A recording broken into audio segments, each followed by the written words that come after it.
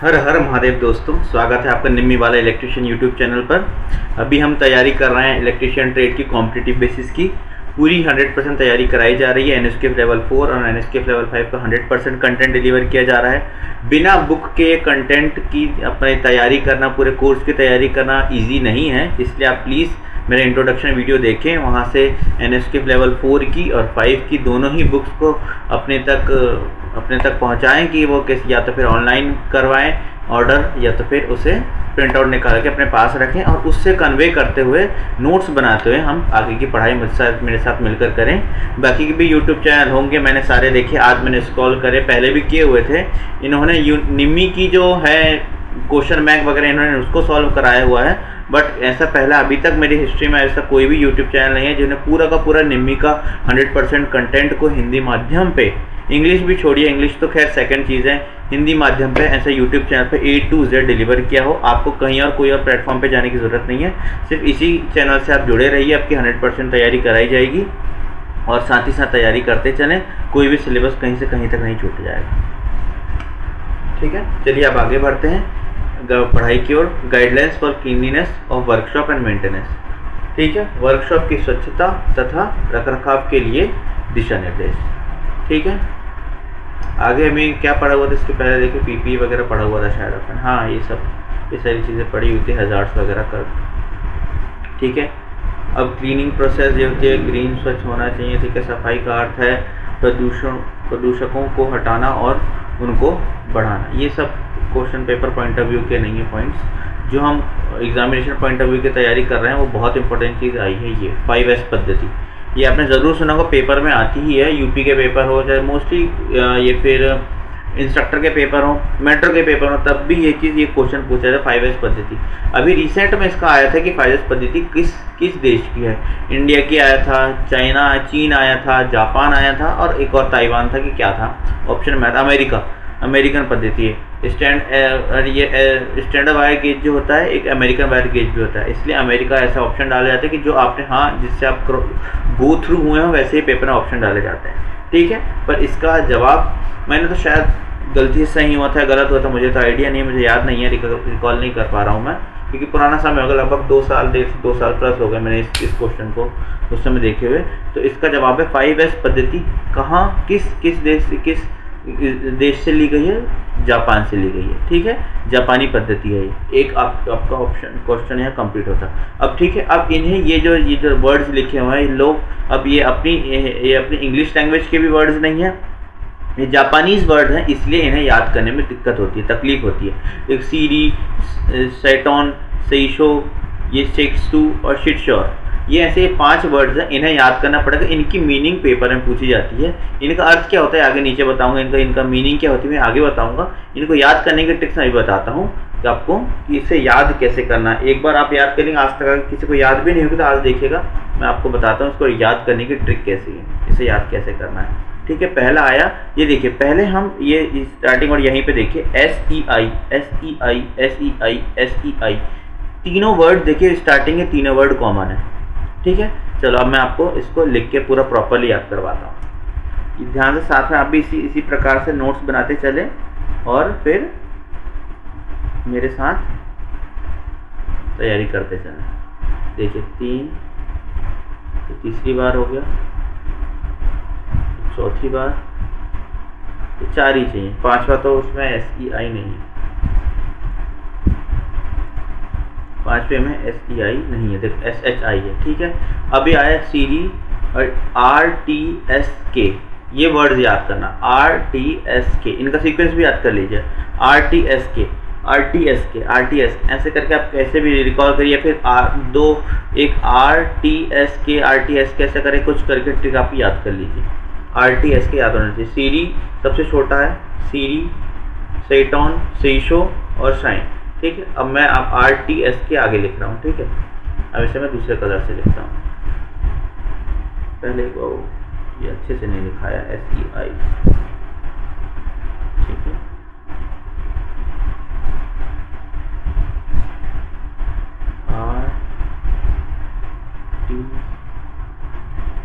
RTSK, इन्हीं word से आगे की आपकी ट्रिक रहेगी, इसलिए मैं इनको दूसरे कलर से लिखा हूँ। आर सीरी, सेइटोन, सेइशो और TS। ठीक है, यहाँ के वर्ड उत्तर मैटर नहीं करते। अब देखिए मैं बताता हूँ आपको कैसे याद करना है। ये जो R है ना, इससे इसकी मीनिंग मैं आपको बताता हूँ। इसको भी मैं नॉर्मल लिखूँ।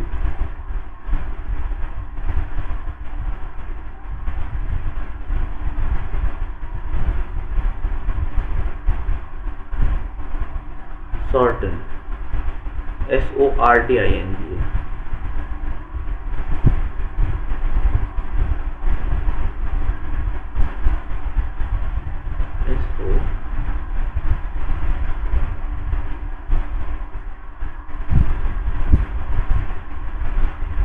यहाँ पे आएगा R। ठीक है, अब इस R से आपको ये R कम्युनिकेट करना है। देखिए दूसरे वर्ड में आगे देखिएगा, यहाँ पर देखिए R है, दूसरी ये सेकेंड वर्ड में देखिए ये जो T है तो यहाँ पे R नहीं है।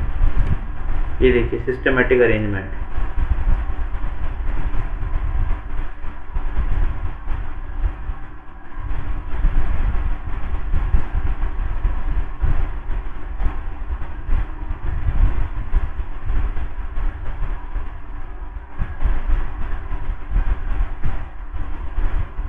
देखिए इसमें R नहीं आया सेकंड वाले में, और ये शाइन है S। इसका तो पहला ही वर्ड अपने को पकड़ना है। अब ये वाला कैसे याद करना मैं आपको बता रहा हूँ कि देखिए सेइशो सबसे छोटा है। पहले इसकी जो हाइट है, इसकी जो विड्थ है, देखिए कितने कम है, 3 2 5 वर्ड्स का। ये भी 3 2 5 वर्ड्स का है। ठीक है, ये भी 5 वर्ड्स का है। बस इसमें R के कारण ये सॉर्टिंग है तो याद हो गया। देखिए इसमें R नहीं है कहीं पर, ये 5 वर्ड का सबसे छोटा है, इसलिए कंफ्यूजन नहीं होगा। इनमें से पांचों में से कोई भी पूछा जा सकता है पेपर में। ठीक है, स्टैंडर्डाइज। ये वाला कैसे याद करना, इसमें के है ही नहीं।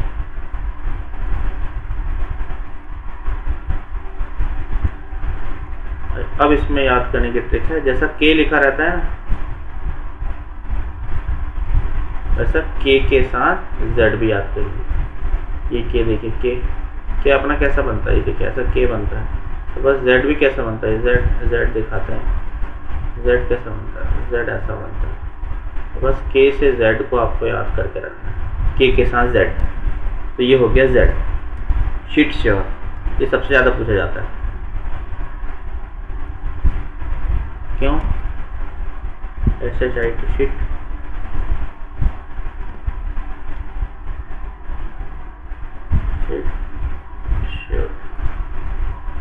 क्योंकि सबसे इम्पोर्टेंट, पांचों में सबसे इम्पोर्टेंट अगर पूछा गया कि इन पांचों पद्धति 5S पद्धति का सबसे इम्पोर्टेंट जो होता है लेग कौन सा है, सबसे इम्पोर्टेंट पॉइंट कौन सा है इन पांचों में से, तो सबसे आखिरी वाला शीट श्योर जो है सबसे इम्पोर्टेंट है। सेल्फ डिसिप्लिन, इसका अर्थ होता है सेल्फ DSCI, सेल्फ डिसिप्लिन। ठीक है, तो देखिए याद करने के ट्रिक एक बार और रिकॉग्नाइज करा दूं आपको। SEI शुरू के वर्ड जो हैं वो आपको लिए कॉमन हो गए, सब में कॉमन रहेंगे। अब फिर आता है R से आपको सॉर्टिंग याद करना है। सॉर्टिंग R, इसमें भी वर्ड में भी R आ जाएगा। सिस्टमेटिक T आया, सिस्टमेटिक अरेंज, सेइटोन का सिस्टमेटिक अरेंजमेंट। ठीक है, फिर शाइन का 5 अक्षर का ये भी है, सेइशो से बनता है शाइन। ये तीसरा वाला 5 अक्षर का ये भी इससे बनता है शाइन। चौथा पॉइंट, इसमें के आया हुआ है, के से Z करना स्टैंडर्डाइज। ठीक है, और फिर आखिरी शीट श्योर का self discipline. Sheet sure self discipline 3 3 6 और 2 8 अक्षर है। 3 3 6 और 3 9 अक्षर है। सबसे बड़ा मीनिंग ये वाली अरेंजमेंट है, कंफ्यूजन नहीं होना। Sheet sure self discipline. अब बार बार एक चीज़ मैं बताऊं, अगर आपको कोई चीज़ जैसे याद नहीं हो रही, कंफ्यूजन हो रहा है, तो पेपर में एक दिन पहले चीज़ें रिकॉग्नाइज करते हैं या 2 दिन पहले रिकॉग्नाइज करते हैं, तो लास्ट में ऐसी चीज़ों को रिकॉग्नाइज करा करिए जो कन्फ्यूजन क्रिएट करती है और याद करने में डिफिकल्ट होती हैं। तो इन्हें रिकॉल करिए पेपर में जाने से पहले। तो वहाँ जैसे आएगा, जैसे पता लगा सेइशो आ गया, फिर लगा अच्छा रहा सेइशो साइन टी कर, क्योंकि इसमें से कोई ना कोई एक कहीं जो रैंडमली उठा के पेपर में पूछा, ऐसा नहीं कि शीट श्योर ही पूछा जाएगा या फिर सेइशो ही आएगा, सेरी ही आएगा। ऐसा कोई भी पूछ सकता है। अब इनके अर्थ क्या होते हैं? अच्छा एक और चीज़ देखिए, यहाँ पे सेकंड वाला जो है इसका मतलब स्ट्रेटन लिखा हुआ है, पर इसका अर्थ सेकंड वाले में सिस्टमेटिक अरेंजमेंट लिखा हुआ है, इसीलिए ये है, इसका अर्थ जो है एक नहीं है, सेकंड वाले के अर्थ हैं 2। ठीक है, कई कोचिंग वाले टॉपिक ही स्पिक कर देते हैं, मुझे तो पढ़ाया ही नहीं, मैंने खुद से जब पढ़ा तब मुझे मिला, कोचिंग वाला नहीं पढ़ाया था। इसे खुद की तैयारी करना भी जरूरी है।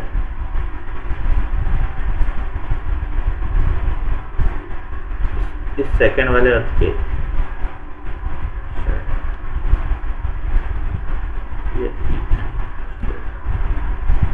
ठीक है, तीसरा वाला शाइन है, चौथा वाला स्टैंडर्डाइज है, पांचवा वाला है सस्टेन। ठीक, अब इनके अर्थ सॉर्टिंग। अब इनके अर्थ कैसे होता है? पहला वाला है सॉर्ट, मतलब सॉर्टिंग। ठीक है, सॉर्टिंग करना, clearly distinguish needed items from unneeded and eliminate the latter. ठीक है, अब इसका मतलब मैं एग्जाम्पल से समझाता हूँ। बहुत सारे स्क्रू हैं आपके पास, बहुत सारे अलग अलग साइज के स्क्रूज हैं। एक एग्जांपल दे रहा हूँ, आपके पास आपके कारखाने बहुत सारे स्क्रू हैं। अब कुछ स्क्रू ऐसे होते हैं जो कि यूज हो जाते हैं, कुछ स्क्रू ओपन करे वाले होते हैं, पुराने स्क्रूज भी रहेंगे। कुछ स्क्रूज में उनके जो हेड होते हैं वो जो हेड जो है टिल्ट हो जाते हैं, या उनके हैमरिंग कर दिया आपने, या फिर फ्राई कर लिया, या फिर गर्म हो गए मशीन से तो टिल्ट हो गए, या फिर स्क्रू जो है नीचे से बैंड हो गया, मतलब सीधा स्क्रू नहीं है, सीधा स्क्रू ना होता है, ऐसा बैंड हो चुका है। अब स्क्रू कभी स्ट्रेट खीले तो एक घड़ी आप हैमरिंग करके नेल्स को आप स्ट्रेट कर सकते हो, दोबारा से यूज में ले सकते हो, बट स्क्रूज को स्ट्रेट नहीं कर सकते।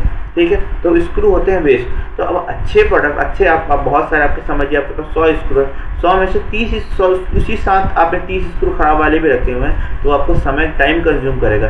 तो फिर ऐसे जो प्रोडक्ट हैं जो कि यूज में नहीं आते हैं, ऐसे प्रोडक्ट्स को आप इस समय निकालिए और उन्हें सेग्रीगेट करिए, और जो यूज नहीं आ सकते उन्हें वेस्ट में डालिए। ठीक है, दूसरा पॉइंट स्ट्रेटन। ठीक है, अब इसका अर्थ कहाँ से आ रहा है? ये सेइटोन सिस्टमेटिक अरेंजमेंट, इसका सही अर्थ तो यहाँ से साबित है, बट इसका दूसरा एक और वर्ड है seiton. Keep needed item in correct place to allow for easy and immediate retrieval. ठीक है, अब जैसे आपने पेचकस कहीं और रख दिया है, आपने स्क्रू ड्राइवर कहीं और रख दिया है, आपने कॉम्बिनेशन प्लायर कहीं और रख दिया, अपने टेस्टर कहीं और, आपकी टूल किट का पूरा सामान बिखरा हुआ है, कहीं कोई का सामान पकड़ा हुआ है, इसलिए एक टूल बैग बनाएं और उसमें सारा सामान रखें। तो फिर आपके इससे ये क्या होगा, जिस भी आइटम की आपको जिस भी इक्विपमेंट की जरूरत पड़ेगी वो आइटम आपको समय पर तुरंत मिल जाएगा।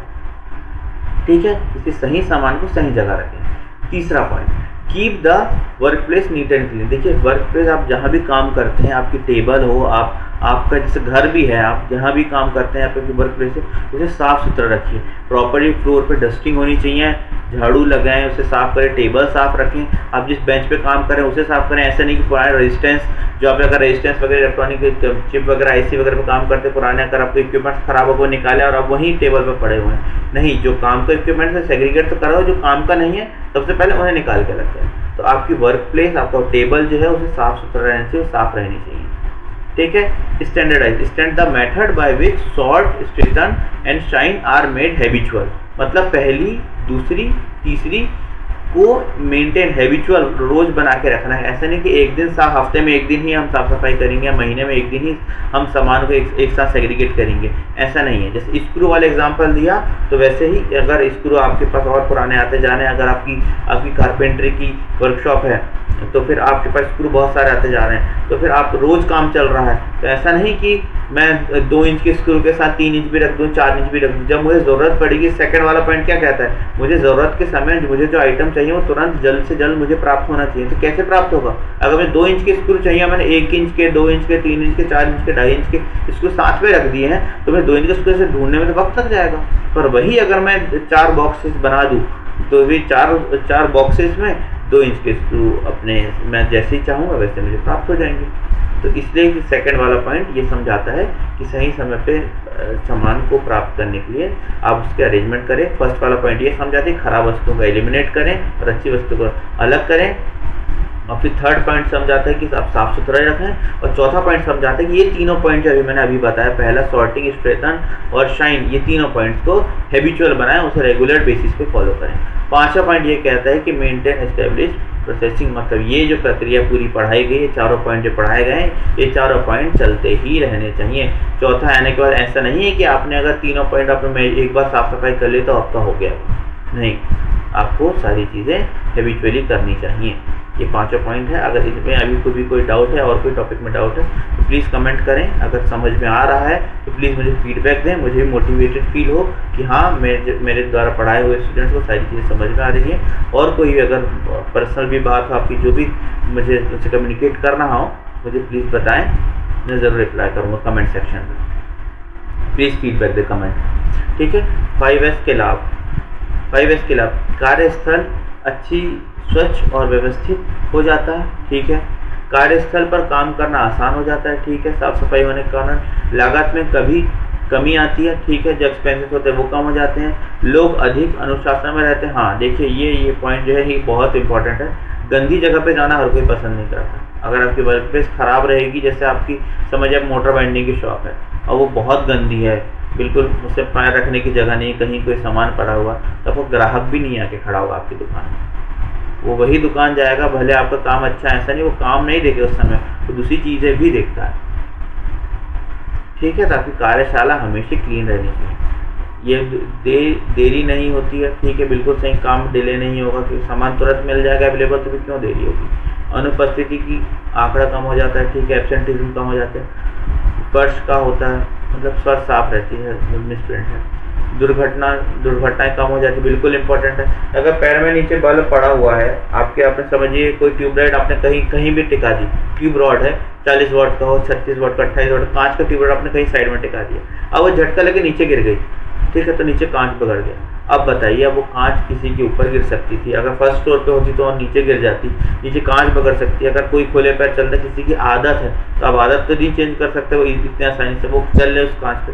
दुर्घटना किसी भी प्रकार से हो सकती है, या हैमर रखा हो या कोई हैवी टूल रखा हो आपने कहीं के एज पर रख दिया, उसके शोल्डर से टकराया, रैक में रखा हो, शोल्डर से टकराया और गिर के पीछे वाले के पैर में लग गया, 2 जन आ रहे हो, ऐसी दुर्घटनाएं होती है प्रैक्टिकली, मेरे सामने हुई, इसलिए मैं बता रहा हूँ, ठीक है। अधिक उत्पाद और उच्च गुणवत्ता में वृद्धि होती है, ठीक है, क्वालिटी इंप्रूवमेंट होता है, ठीक है, क्वालिटी और क्वांटिटी दोनों इंप्रूवमेंट होता है, ठीक है। ये वाला पॉइंट था 5S पद्धति का, ये पॉइंट आज हमने समझा। अब इसके बाद हम क्या पढ़ेंगे देखते हैं। इसके बाद हम पढ़ेंगे वो कंटेंट जो कि आपकी NSQF लेवल 4 की बुक में अभी तक जो पढ़ा है उसमें स्किप हो गया है। वो कौन सा था? रेस्पिरेशन, आर्टिफिशियल रेस्पिरेशन, जो श्वास देने का होता है, वो कंटेंट इसके बाद हम पढ़ेंगे। तो आपका स्वागत है अगले वीडियो पर, जल्द मिलेंगे, तब तक जय माता।